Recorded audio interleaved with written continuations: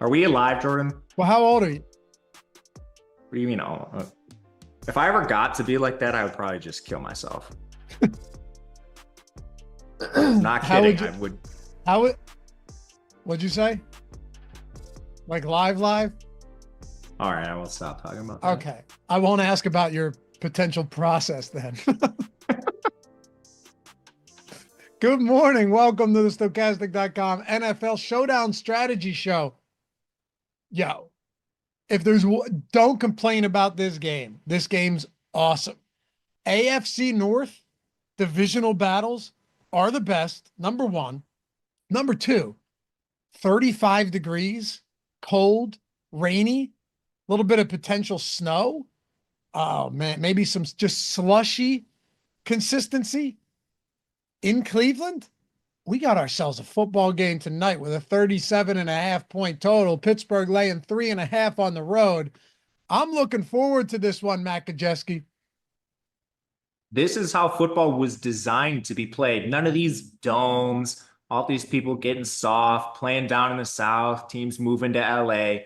This is what football is all about. 3-point spread, 37 total, outdoors in Cleveland, weather. This is what everyone dreams of. This is totally a Matt Gajewski type of game too. You're the one telling me that Bulgarian split squats are fun exercises. So there's a part of you that's wired differently than others. I would expect nothing less of you to love this game. I'm excited for it. I hope you guys are as well. And we're going to have some fun. Happy to have you guys with us as always. If you don't mind, look, it goes a long way for us. Help us feed the algorithm. Matt, have you atoned for your sins yet this fine morning? I have. Always does. He's reliable. Hit that thumbs up. Atone for your sins on a Thursday morning. We're close to heading into the weekend. We're 1 week away from Thanksgiving. I can't wait. Subscribe to the channel. It's free to do so. And leave a comment down below. Let us know where you're going with this game, your thoughts. Even if you just want to comment on something that happened throughout the show, those are usually the most entertaining, and I enjoy them the most as well. What are you doing for Thanksgiving? You seeing the fam?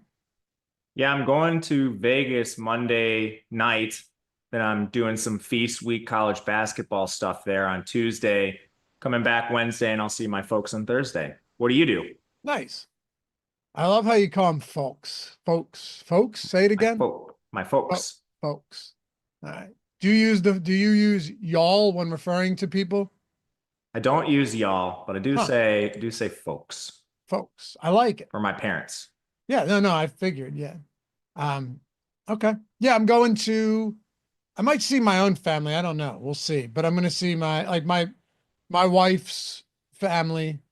So the in-laws and all them. I'm lucky though, because my two brother-in-laws are cool as shit. We're very tight. So I hit the lottery. I hit the lottery with that for sure. You know, because some people can't say that. Some people can't say that they're excited to go, and see their wife's family or something. I feel like I hit the lottery, so some things we get lucky with. Anyway, ready? I mean, you and I will be here for Monday night, and then Thursday I'm going to be there. I'm going to be on the deeper dive. Are you going to do the live before lock, or are you taking off Thursday? Because I always tell my wife, Justine, I always tell her, like, look, we're not doing anything on Thanksgiving until later in the day. I take off Christmas morning, especially with the kids and everything, but I don't need to take off a 10:30 show on Thanksgiving morning. I plan to be there. No one has told me not to work. And all of the Gajewski family holidays revolve around gambling and sports anyway. Like, the main entertainment is not sitting down for Thanksgiving dinner. It's turning on the noon Central Time game and then not really leaving the screen till the last game ends. So that's basically what it is every single holiday we have: Christmas, Thanksgiving. So they get it. They understand. Yeah, and then you get to hang around and watch some Cooper Rush and Tommy DeVito. Should be fun. That game is going to be awesome. There are good games on Thanksgiving, and I can tell you honestly that might be the one I'm most excited for. We're sick though. We have problems. It's nobody's looking forward to that game, especially the NFL. Let's get into it though. Steelers, Browns. So should be a low scoring game. Anything can happen, of course. We all know that. We've seen it many times in the past. We could start in a bunch of different places. I'll be here with Greg tonight for Live Before a Lock as well. Maybe we get news, maybe we don't. But I want to start with George Pickens. Dig into this a little bit. 28% target share since Wilson took over, 25% targets per route run. The guy's a freak of nature. I will scream it from the rooftops, Matt, until I can no longer do so. He is one of the most underrated and unheralded wide receivers in football. Guy's a monster, makes circus catches day after day, has an insane catch radius. I don't care if he's a menace on and off the field. This guy is filthy good. The question here in a game like this is, how do you want to prioritize him as the most expensive player in what could be an ugly kind of slogfest of a 60-minute game? I honestly think in games like this, you still want to just prioritize players that are going to get the ball, especially with low scoring expectations. Pickens doesn't need to score a touchdown because he's going to be the very clear target leader for Pittsburgh. And he always has big playability. So whether he gets one of those or not, you're getting a solid floor with him that a lot of players just aren't going to command in a game like this. So I'm completely fine with him. Honestly, to your point, the problems with Pickens have never really been on the field.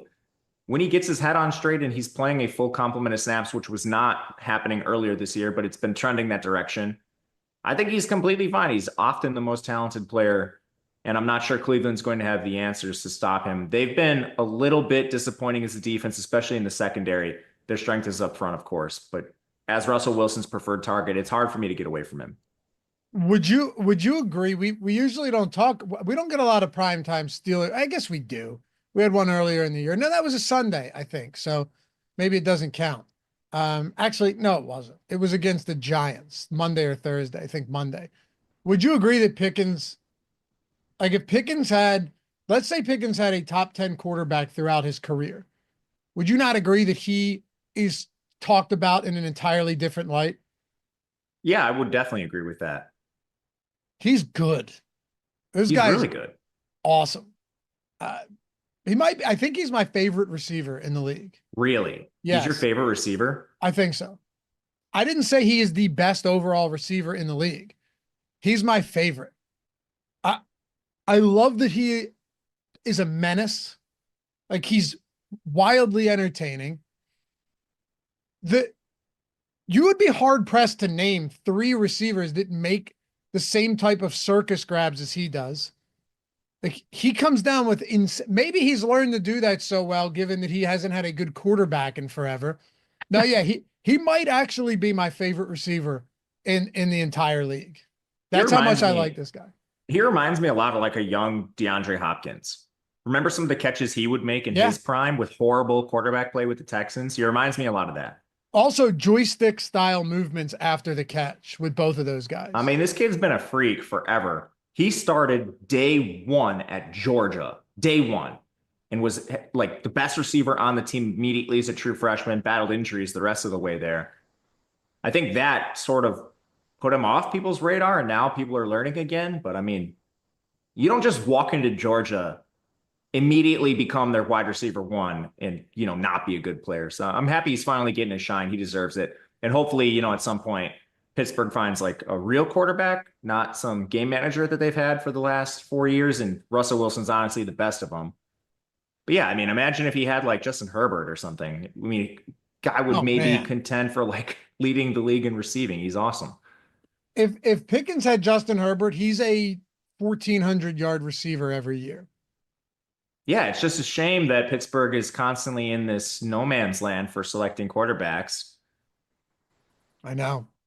He is expensive, but to your point, when you talked about the floor, I think last week's a pretty good example of that, right? They couldn't really move the ball well against the Ravens. That ended up just being, you know, an ugly game that they held on to at home, 18-16, not many touchdowns at all, but he was targeted 12 times, still had 8 for 89. So it was like, they can't move the ball. I watched all of that game. It was just short passes to Pickens and hope that he can move the ball downfield after the catch. Wouldn't be surprised even in the rain to see him do that again. And then you look at the other side, like top pass catcher in price is Jerry Jeudy. Jerry Jeudy has objectively, and this isn't even me disparaging him, this is just factual, objectively been a huge disappointment in the NFL, especially given where he was drafted, right? Go to the Broncos, you're no good. And granted, they didn't have great quarterback play there either. So if we wanted to give him some type of a pass for that, as we've done for George Pickens, I'm okay with that as well. But even in Cleveland, up until, last game, nothing has really ever materialized for Jerry Jeudy. But here's the difference, Matt. This guy is now, with Jameis Winston under center, getting a lot of looks, and they are throwing the ball a lot. Yes, they played from behind in 2 of their last 3 games, but he has 8, 11, and 11 targets over his last 3. So let me set the table and throw it over to you so I can get your thoughts here, and chat can hear them as well, or all of our viewers can hear them as well. A lot of opportunities for Jeudy, but also in a pass-heavy offense that has struggled to run the ball, and Nick Chubb clearly is not the same guy, at least not yet. Judy's getting a lot, but Elijah Moore and Cedric Tillman are right there with him every single week as far as target share goes. And targets per route run, Elijah Moore actually leads the group. Yep. I would rather play Tillman and Elijah Moore at cheaper prices than Jeudy and just fade the big game he just had.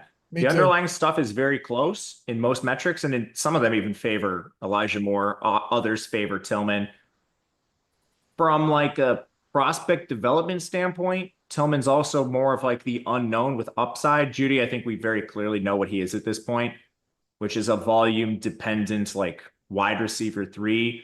Now Cleveland just systemically enters one of the tougher matchups they have all year. Their next 4 games are absolutely brutal. They play Pittsburgh twice in that span. They're coming off a bunch of cupcakes where Jameis Winston still didn't look all that good, honestly. Like tons of turnover-worthy plays, but he got there on volume and bad defenses. Now you face Pittsburgh, who loves to slow the game down. Pittsburgh has the lowest pass rate over expectation in the league. They run this greasy, grimy offense. They're awesome on defense. This is going to be very tough going for Cleveland in this game. And I'm not sure about paying $8K for Jerry Jeudy when you have players that have better underlying metrics on the same team, just cheaper than him. I'm with you. And obviously you don't take away that huge 89-yard touchdown reception from Jeudy.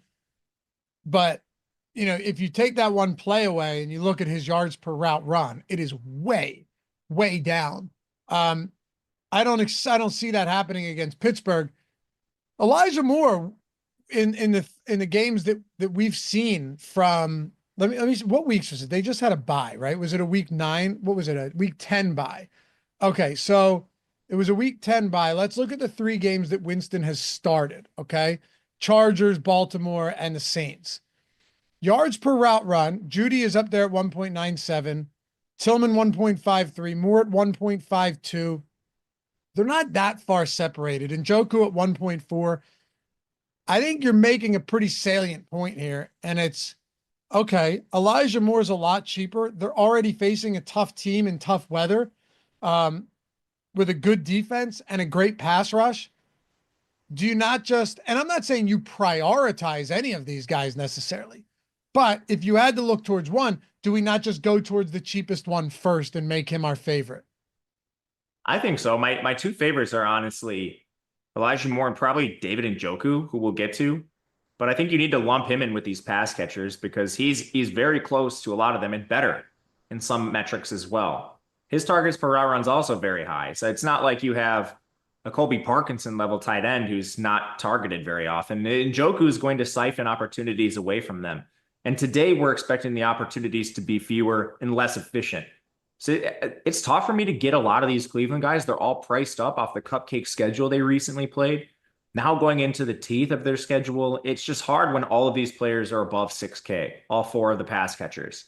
I think you can play 2 of them. I don't know if you can really play that many more unless you're just going like 4-2 Cleveland stacks. Think Cleveland wins this game. I do have some lineups that look like that, but I think it's a little bit thin. I think I'd probably put Tillman first just because he's not that far separated in price from Elijah Moore. But it is close and it is ugly. But Tillman is on the field for every snap, and he's cheaper than Jeudy. if you were to ask me to price this where I think it should be priced, I would just be pricing Tillman and Jeudy at the same salary. Yeah, I agree. I honestly, I think you should put in Njoku at that same salary too. Agreed. I like Njoku here as well. Without question, he's going to be on the field a ton.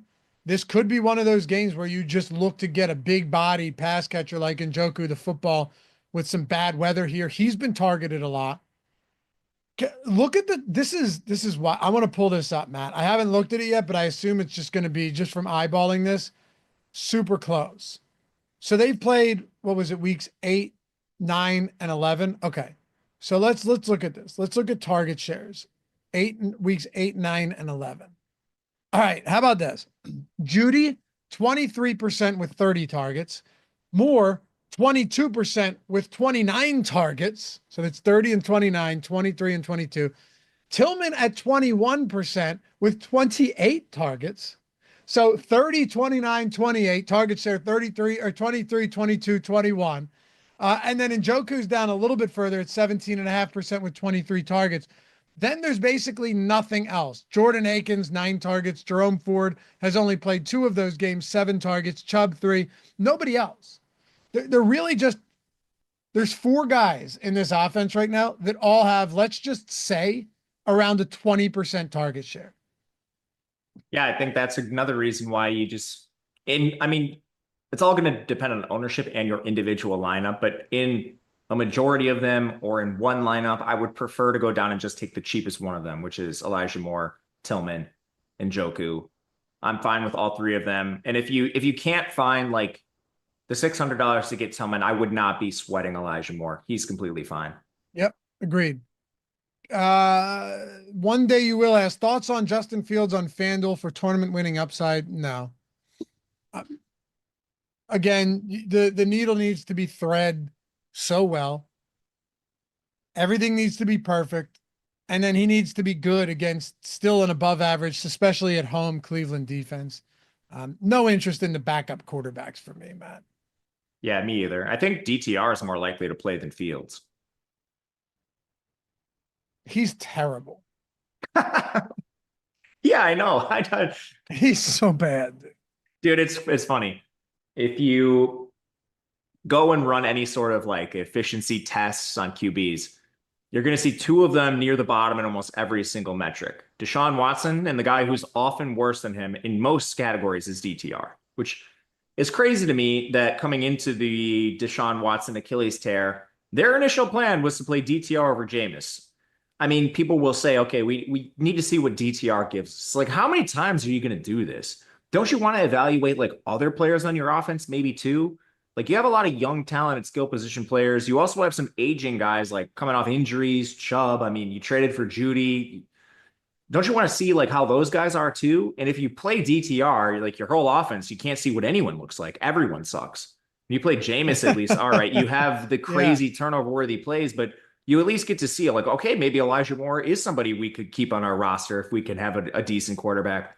With DTR, you're essentially just waving the white towel from the second you kick the ball off. Yep. We saw it against Cincinnati. I think if Winston comes in that game, the one before Baltimore, the one where Watson was playing really well in that game before he got hurt. It was the first time all season he played well.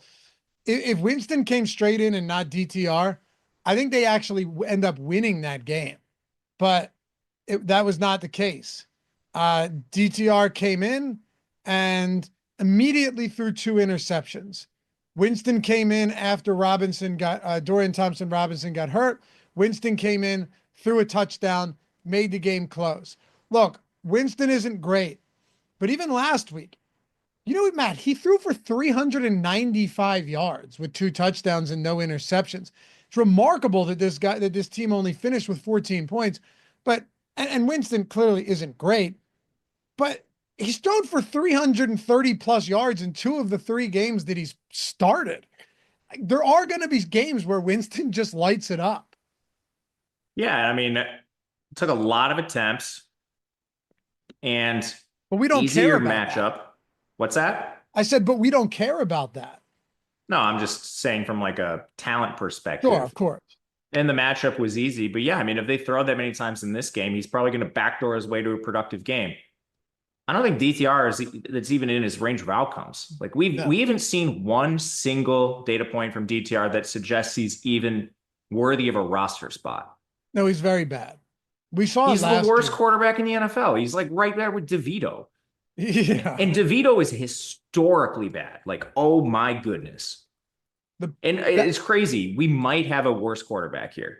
That is the problem, is that Dorian Thompson-Robinson 2 preseasons ago looked good. Then he came in for an injured Watson last year and looked okay. I think Flacco was still out in that scenario, That's very generous. or they didn't sign him yet. Yeah, I'll never understand it. I really won't. Like, why he would be your backup over somebody like Winston is insane. Either way, I'm getting a lot of Winston today. It's just the way it is, Matt.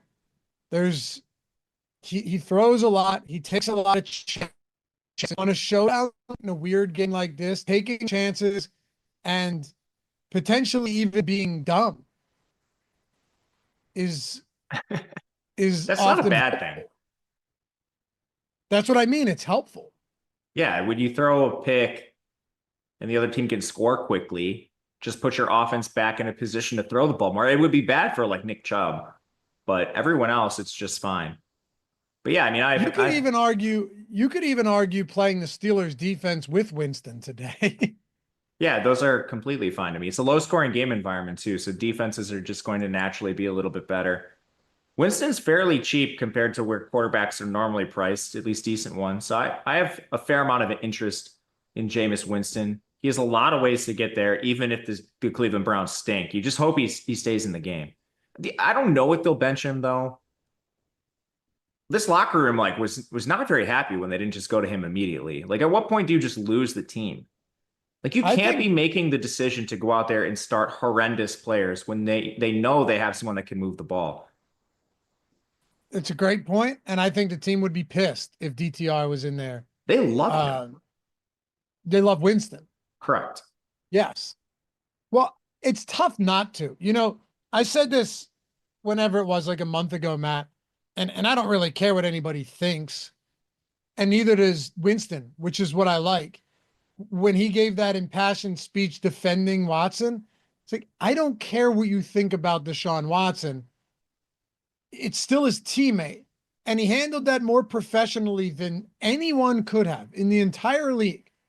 Articulated perfectly why he's not going to sit here and just shit talk and bash the starting quarterback who just went down with what is likely a career-ending injury. And he was already out on his way out the door anyway because he stinks, right?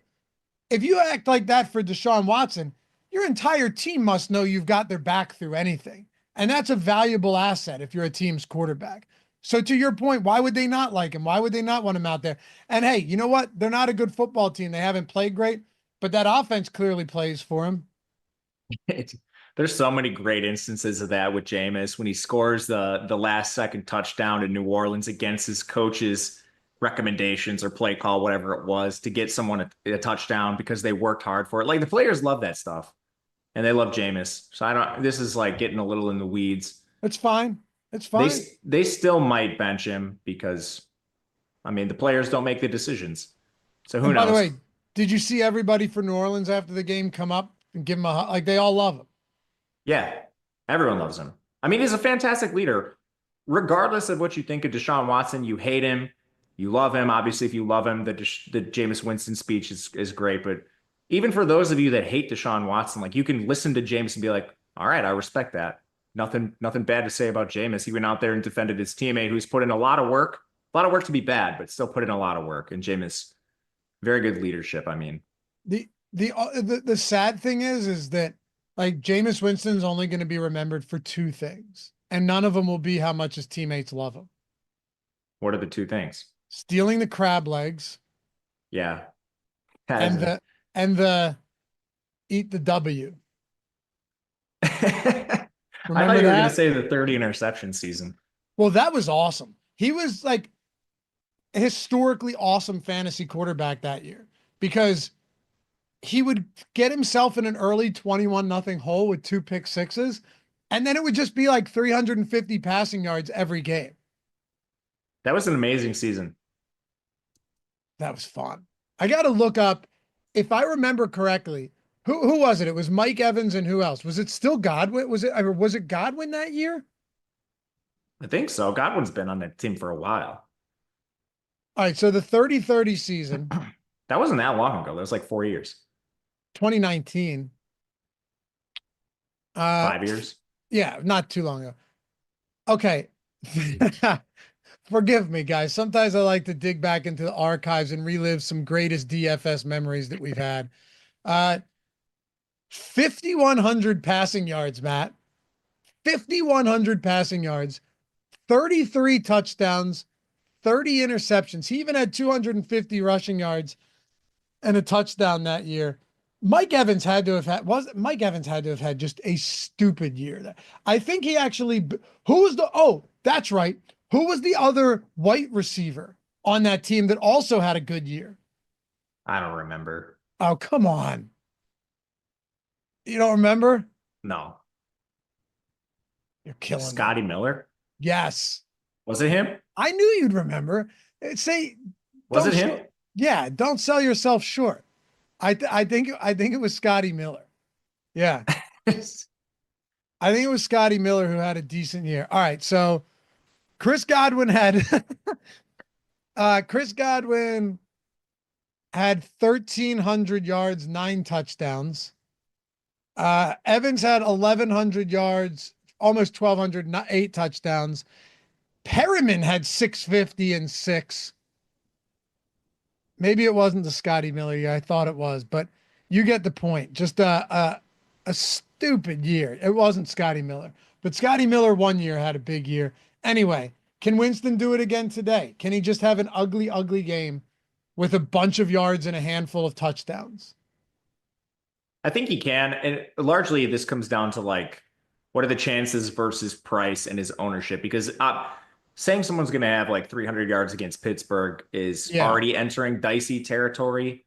But let's say it's even like 250 and 2 or something at 9,600. There's still a decent chance of that. I guess the only real concern I have is just, do they change this because of weather? You know, like, do they maybe run the ball a little bit more? I still think that's pretty unlikely. They haven't really shown a willingness to. This team is 5th in pass rate over expectation in the NFL. I think it would take some pretty gnarly circumstances to not have Jameis Winston finish with a pretty good floor. Ceiling, you could question definitely in this matchup. But floor-wise, I think he's one of the safer plays on the slate. And that factors in some of just the interception stuff.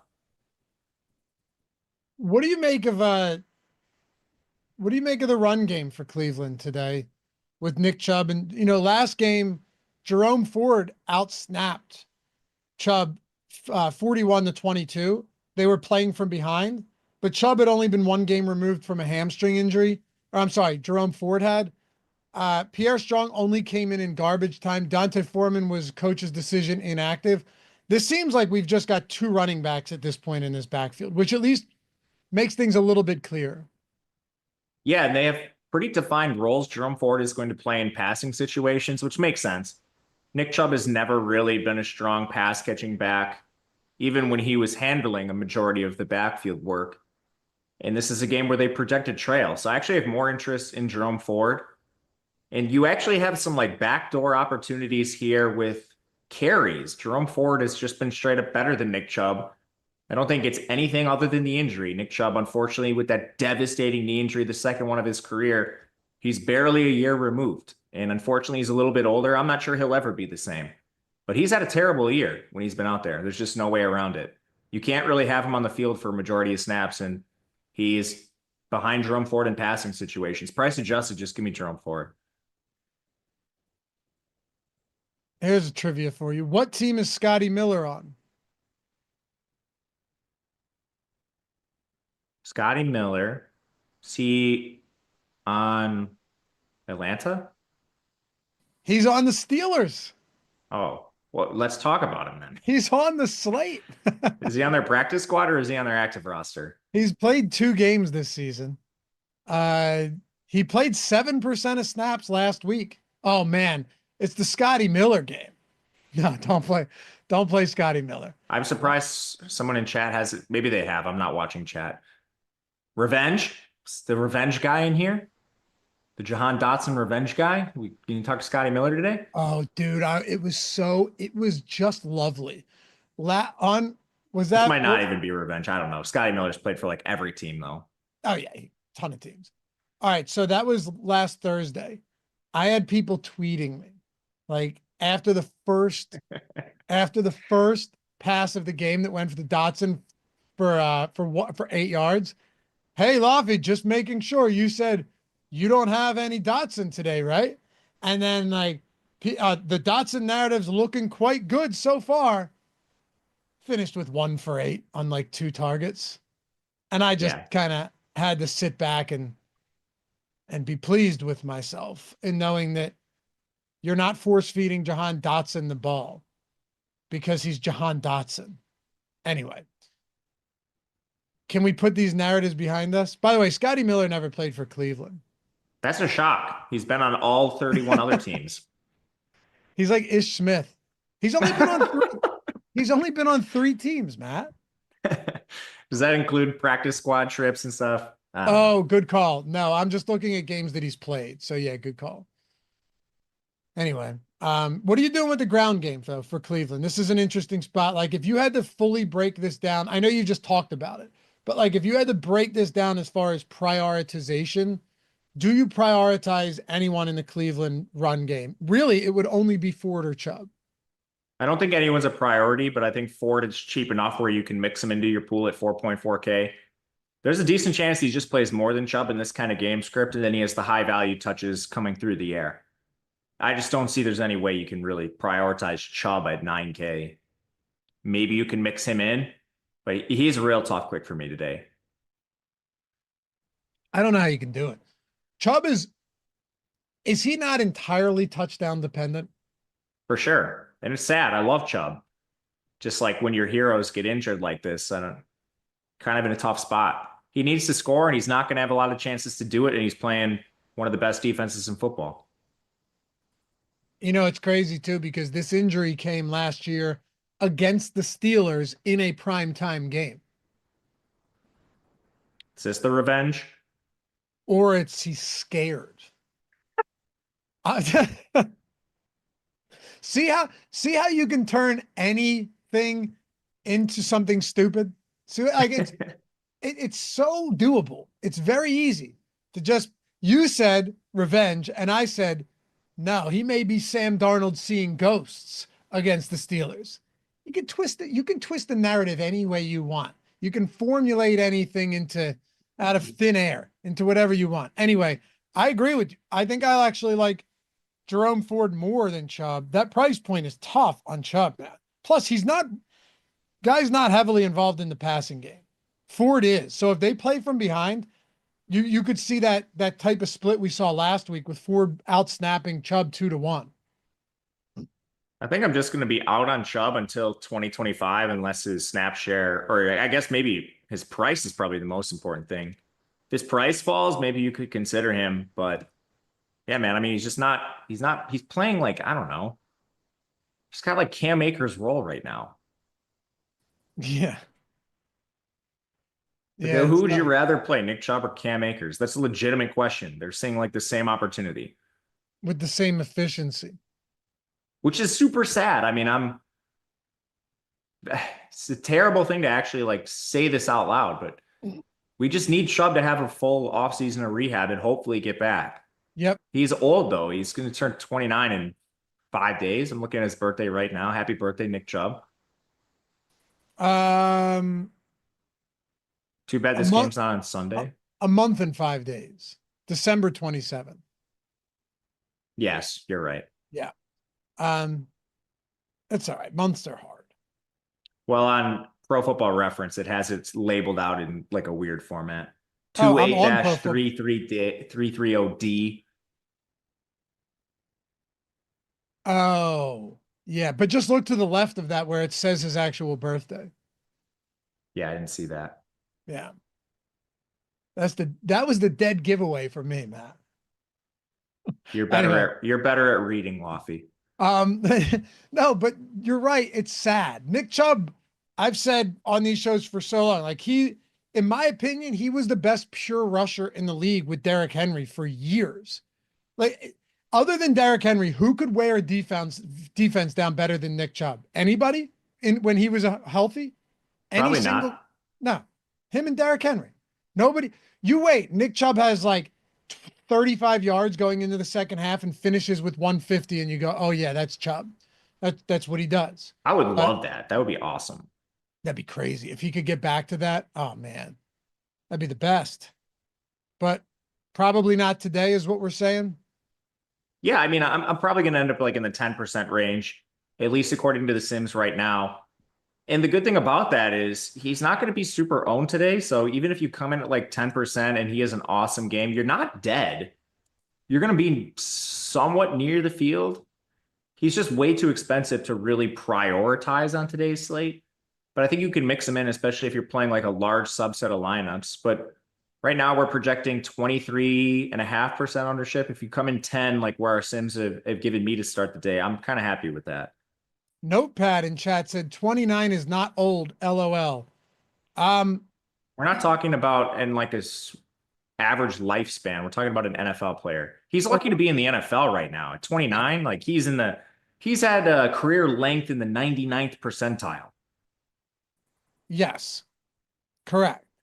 And he's had 2 devastating season-ending knee injuries. He has 1,300 career attempts.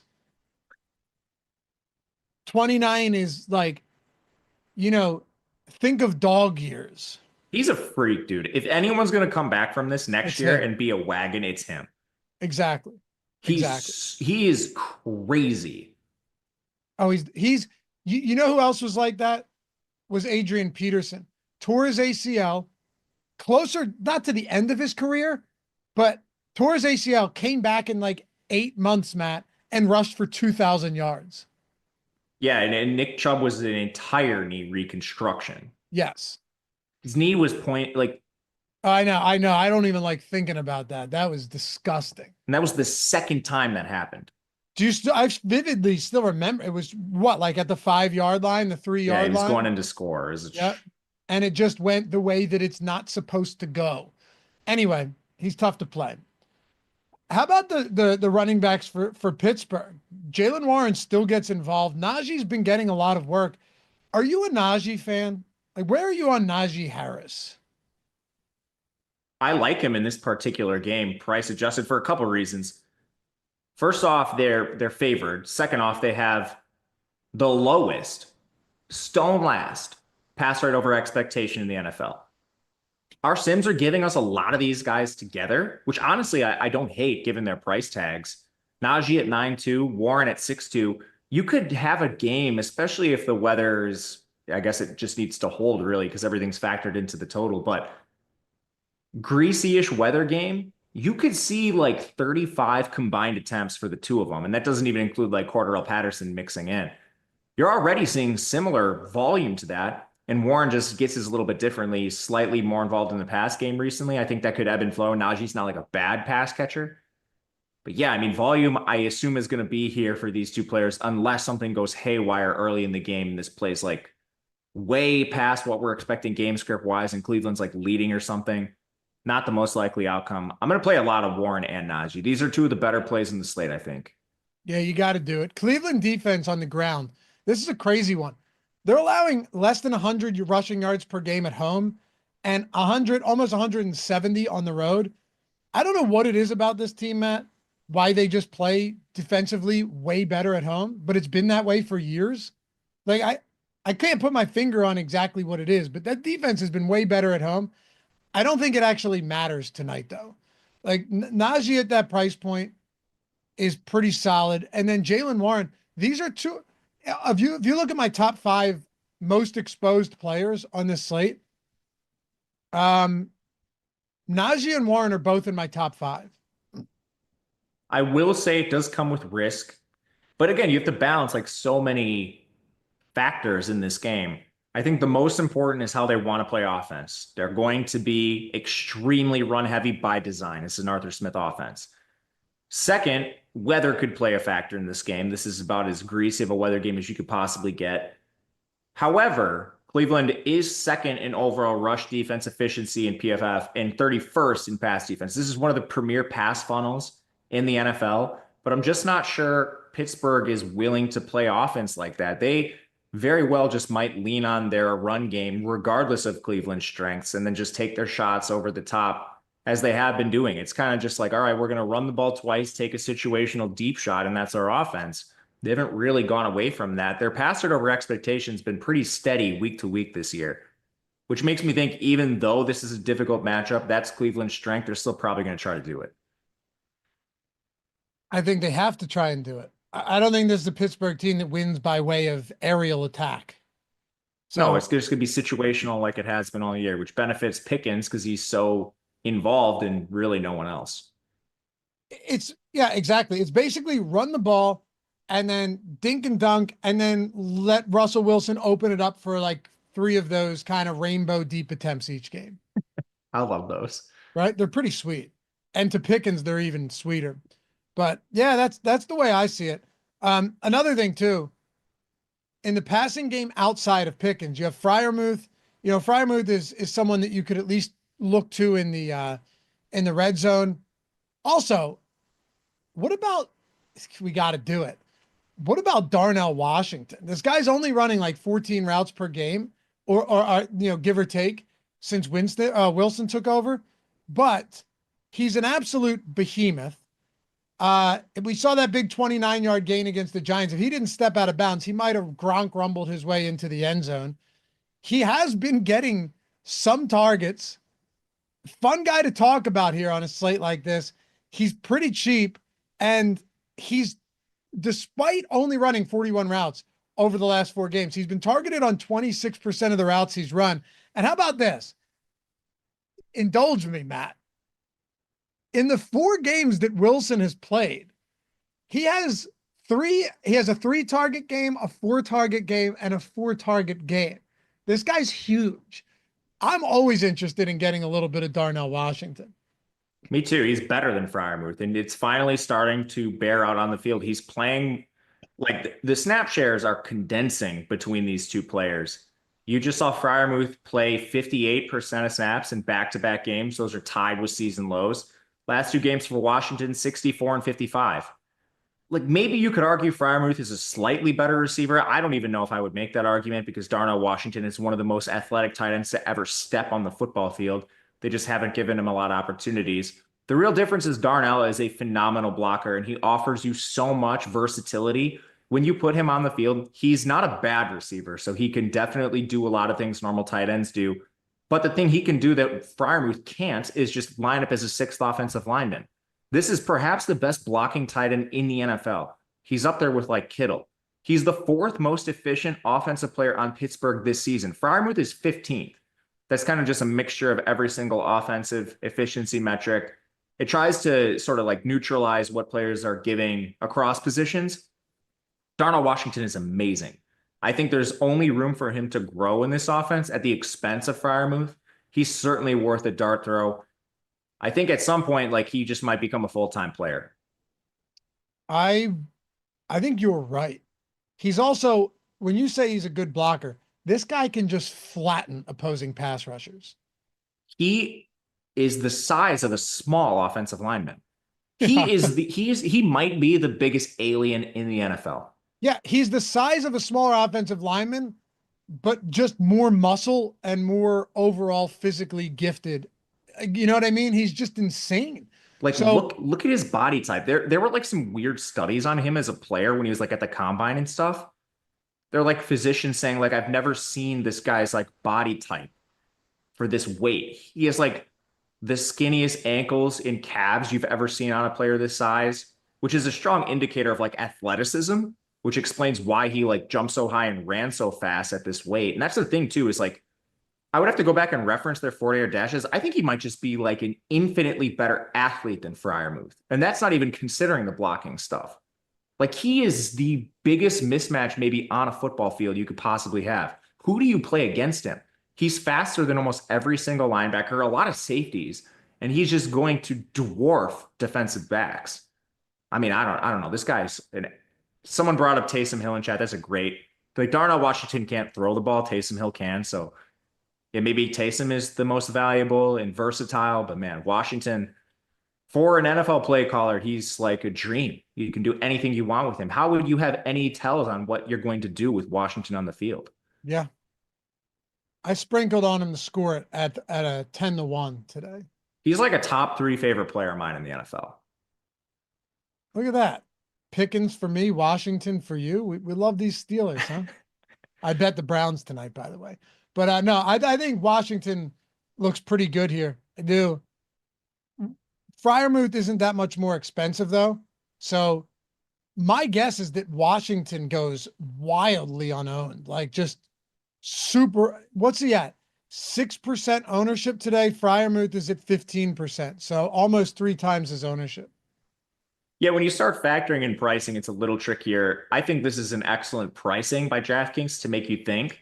Yeah. Because you have the descending player now plummeting in price and the ascending player coming up. You brought up routes. The other thing with Freiermuth, and you can talk about his role and how awesome he's been all season long, his primary function on offense is still blocking. So you have to get there on efficiency. He is very efficient as a pass catcher. You're just not going to have a lot of opportunities, which leads to volatility. When you look at routes, it's still, they play the exact same amount of snaps. Freiermuth was at 29 routes. Washington was at 14. For DFS purposes, I still think it makes sense to go up to Freiermuth at these prices. But the only point I was trying to make with, all the Washington praise is when you look at them, I think Washington's more likely to ascend, Freiermuth more likely to descend in the offense.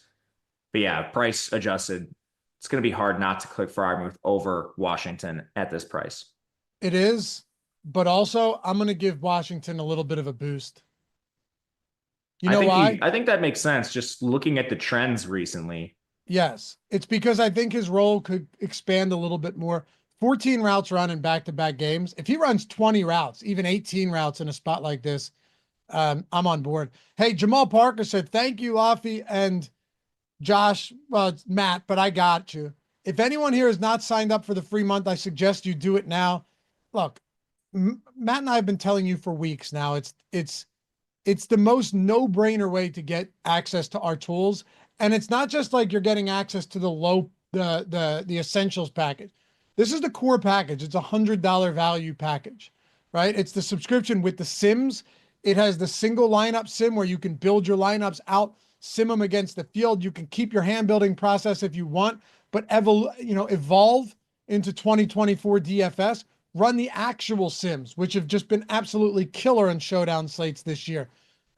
Anything you want, top stacks, boom bust tool, top single game showdown plays tool, premium Discord is included, everything.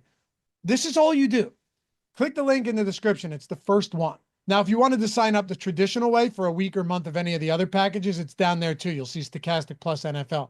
But the first link, Matt, if I told you all you got to do is click claim offer on any of those sports books, any of our partners, sign up. It takes a minute to sign up. Plus, you got way too much time in the day to not do this because you could just bet on tonight's game or bet on like live ping pong in Russia or something. And the moment that settles, you'll have the tools for tonight. Not suggesting you do that, but if you wanted to, you could, because you click that, claim it, claim offer, deposit. Usually it's like $10, $5 for FanDuel. Get all of your bonus bets, because you're going to get bonus bets on these offers. Make a bet. The moment that first bet settles, send us your screenshot, okay, of your first settled bet at support@stokastic.com, and then send us your welcome email, screenshot of that from whatever book or multiple books you want, and you've got access to core $100 value, all of our tools. You'll immediately be making better lineups. You'll be making more money, and you'll be understanding DFS a lot more with the way that it's played now, which is a lot more competitive. Just follow those 4 simple steps, Matt, and you are in the door. Oh, and you can get as many as you want by signing up on as many books. 4 books equals 4 months of whatever sport you want. Can't beat that, brother. I don't think there's a better time of year to take advantage of this either. Next week, we have Thanksgiving. That's a full 3-game slate, 3 showdowns. You can play showdown for all 3 of those games. Our tools. Oh, that's right. They will take care of you for any showdown you want to play. There's the Black Friday game. I keep forgetting there's a Black Friday game. We have a Friday game after Thanksgiving. Vegas plays Kansas City. That's included. Then you have normal Sunday.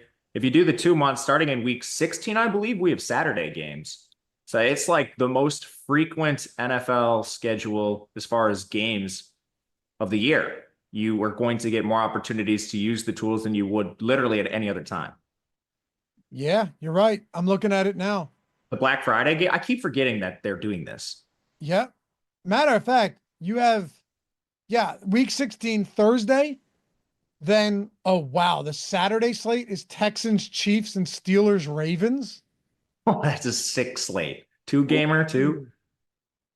Yeah, and then Christmas Day, 2 games on Christmas Oh Day. man, I keep forgetting about the holidays. Yeah, the day after Christmas, you have one of those. I mean, come on now, friends. Anyway, so yeah, like you said, sign up for $2, or if you're in a non-legal betting state, any of those pick'em sites are included as well. You have access to those.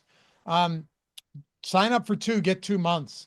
Get 2 months. Take this all the way through the end of the year. This is the best time for any subscription as well, because like you said, this is where we're getting all of these crazy days that we have slates, and we'll have football like 4 days of the week in a lot of these. Can't wait. Anyway, 21 years old or gamble, gambling problem, call or text 1-800-GAMBLER. Just follow those simple steps with that link in the description or in chat. And if you ever have any questions, jump in the Discord, ask us, hit me up in DMs on Twitter. They are open.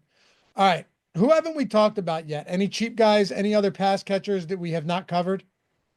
There's a lot of cheap guys that are going to rotate on the field for Pittsburgh. It's just a matter of, do we think they're going to see a target? I guess, what do you think about Mike Williams? He's cheap today. This will be his third game since entering the offense. I don't think there's anywhere really but up for his snaps to go. I'm kind of interested in Mike Williams. He's going to be like the toughest guy to project on the whole slate, though. Yeah, it's probably better than it was in New York, but how much better? I don't know, especially with weather like this. He's played, 2 games, has 1 target. One of them was a 32-yard touchdown. It's not good, but I mean, I'd rather play Darnell Washington. I love Darnell Washington. You could always talk me into that. So, I mean, for the cheap guys, basically Cleveland, you have nobody that we could even possibly talk about. Everyone's priced up. There's no one rotating on the field. Your rotational guys that you might even have in your pool would be like Jordan Akins, who I think is like the cheapest guy that you're probably getting to is honestly Jerome Ford. So you kind of have to look at Pittsburgh for value. And there's a lot of guys that rotate on the field. And when you talk about like Van Jefferson, Calvin Austin, Mike Williams, Ben Skowronek has played in the last 2 games. Outside of Darnell Washington and Freiermuth, I think the most interesting is Mike Williams, just because you ask yourself, like, who could possibly ascend in the offense? I think we know exactly what we have with Jefferson, Austin, Skowronek. But Mike Williams, I mean, he at least has a little intrigue to him. So I'm somewhat interested in him. I can get behind that. I still like Calvin Austin better. It's the same thing with like Turpin, which, by the way, the other day, Turpin paid off big. We talked about that at length as our favorite value play on the Monday night game. I think I'd still probably go Austin. He's coming off an ugly game, but he's still 1,200 cheaper than Williams. He's still involved in the offense. He's also their punt returner, so you have maybe a little, an outside chance of him doing something in the return game. I think he's probably the cheapest I'd prefer to go. That would be my option there. Darnell Washington and Calvin Austin. It's not fun, but those would be my 2 guys, I think. Yeah, I agree with you. Calvin, the difference between like not Washington. The differences between like Austin and Mike Williams, I think, are, what Austin's going to do. You broke down his role very well. He's a special teamer. He's going to have packages on the field because he honestly has a game that's similar to like a Turpin, less explosive, but that's what he does for your offense. So he's going to have those opportunities. Mike Williams might have 1 target. He also could have 6 in an ascending role, which is, I mean, you should probably play more Austin because of that. But if you're playing 150 or you're rolling the dice on some players, Williams is one I would just highlight. I think the only other cheap guy we could talk ourselves into even a little bit would be Cordarrelle Patterson. What do you think about him? He's another one of those he's the kick returner, right? I believe Austin is the punt returner and Patterson's the kick return guy. So there's that. But Cordarrelle Patterson is the type of guy that can thoroughly destroy a showdown slate if you don't have him. He is. $1,000. I'm not opposed. As a matter of fact, the way that I'm going about this currently is just sprinkling all of these guys. Austin, Jefferson, Washington, Patterson. The only one I really don't have any of is Mike Williams right now. I got 1%. I would if the slate started this minute, I would definitely provide like a slight boost and smooth it out a little bit more, but nothing crazy. I mean, that would probably come at the expense of like a kicker or a defense, who I have a ton of. I'm sure get into that in a second here. It's a slate that definitely suits them. Very strong kicker and defense slate. But yeah, you'll have to watch the ownership on them. Defenses and kickers aren't going to sneak by anyone tonight in this total. No, not at all. And it's a rainy game, some wind gusts and all that stuff. I think you're still going to. Jameis Winston's a QB. Oh, I know. You're still going to have to look towards some kickers here, though. I don't have an incredible amount. I don't have a ton. My guess is I end up somewhere in that like 20% range of Chris Boswell, maybe like the 10% range of Dustin Hopkins. I think that's probably where I land. And then like Steelers D, I have a lot of them right now. I think Browns D is totally viable. We didn't get into these much, but I think both Steelers and Browns defense are perfectly fine today. I have no issues with either of them, actually, especially Browns at home. Take the Browns at home over the Browns on the road any day. I agree with that. And I'm fine with the Browns because they're like, I don't know how to put this. They play like a volatile defense that could be either really good for DFS or really bad. Their second in pass rush efficiency makes sense. You got Myles Garrett on your team.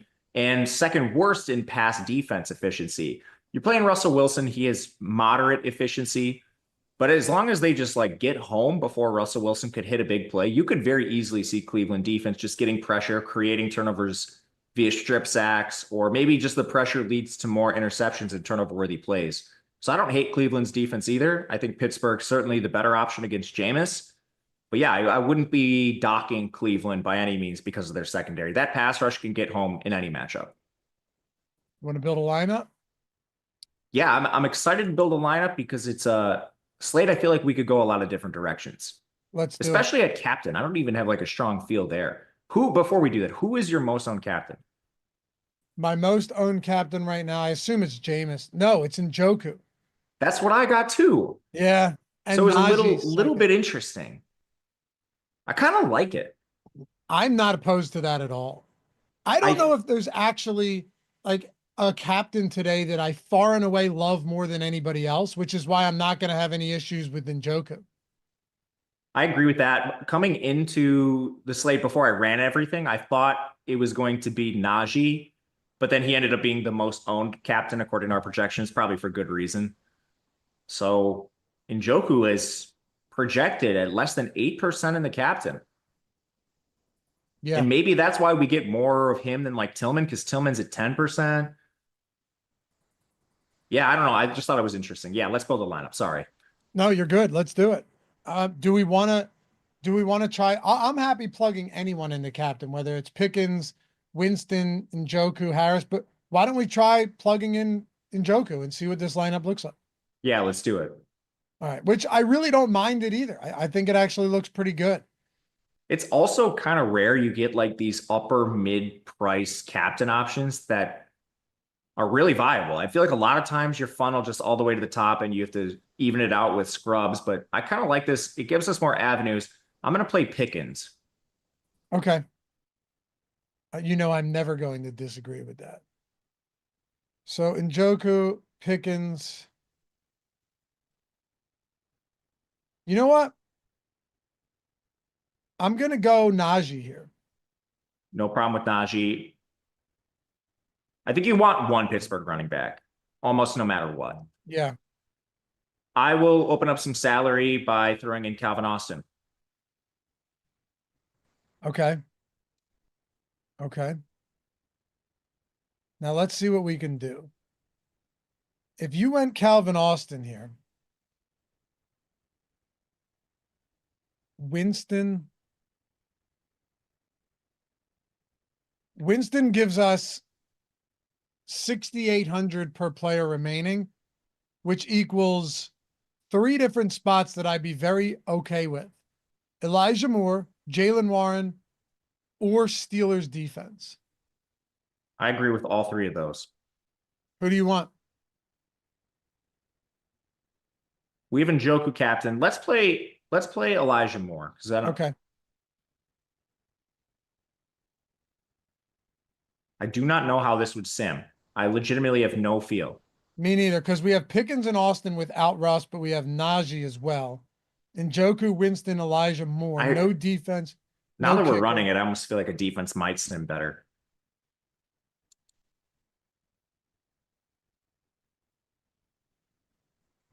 Let's see. Let's see if we can get any green here. What are you running it as? Large field, Jordan? Well, that's disappointing. Put Steelers in instead of Moore and see if it comes up at all.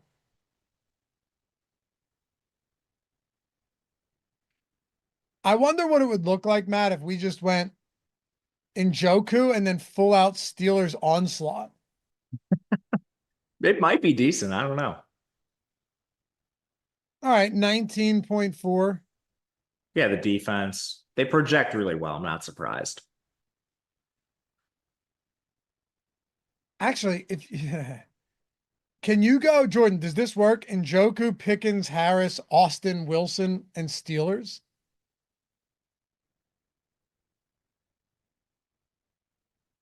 Does that work for salary? Njoku, Pickens, Harris, Austin, Russell Wilson, Steelers.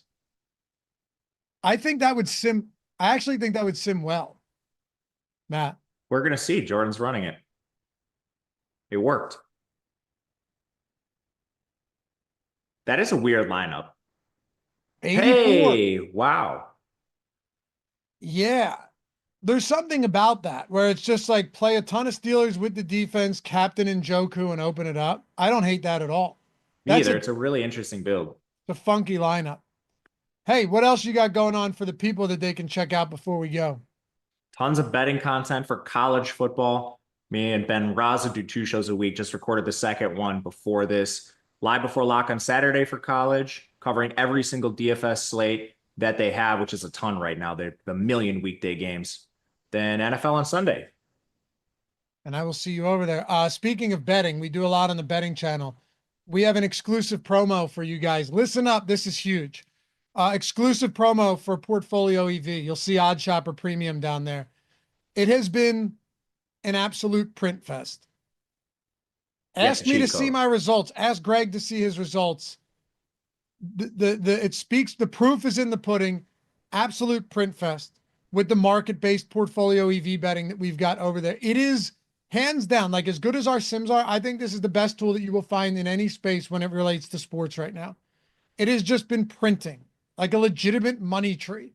Your volume betting, you have the mass entry feature where you can literally click 2 buttons and get 20 bets in like that. I'm getting hundreds of bets in per day. And the profits just roll in every day. Small edges, volume betting, destroy the variance, destroy the sports books. The only thing is eventually you get limited and then you're down to like $100 bets, $200 bets on Caesars and FanDuel. DraftKings MGM will get you quicker. Doesn't matter. This won't be around forever. Get in while the getting's good. 30% off your first month. Only exclusive for YouTube viewers on the Stokastic channel for you guys. 30% off with promo code exclusive. Promo code exclusive at checkout. Links down there. You'll see it. Odd Shopper Premium. Look, I don't even care if you don't like sports betting. You like money. You wouldn't be here otherwise. And if you like money, this is the best way to do it right now. I couldn't speak more highly on this because I know it works for me. And if something works for me, I'm going to tell you guys exactly how I feel about it. NHL and NBA have dominated. 30% off, promo code exclusive. Use that Odd Shopper Premium link in the description or in the chat. Hit us up in the Discord. Say hello. We will teach you everything you need to know about this. Shorten the learning curve so you're off to making money in no time, building out portfolios, using all of the tools to the best of your ability, and making money. That's all I can say, Matt. I love this tool. I love it. Yeah, it's brilliant. I can't even believe it exists. Try it out. I mean, this promo gives you a chance to try it at a cheaper price. If you don't like it, you don't like it. I would be shocked if you didn't. But yeah, it's like the coolest thing I think we've ever done. It is. Shout out to the devs because no one else in the industry can do what they've done with this, with these type of numbers, with this type of ROI. Anyway, exclusive to promo code. If you have questions, again, hit me up. Shout out to Jordan for producing. Follow Matt at Matt_Gajewski, me at Laffy_D. And we'll see you back here for the next one tonight, live before lock. Peace.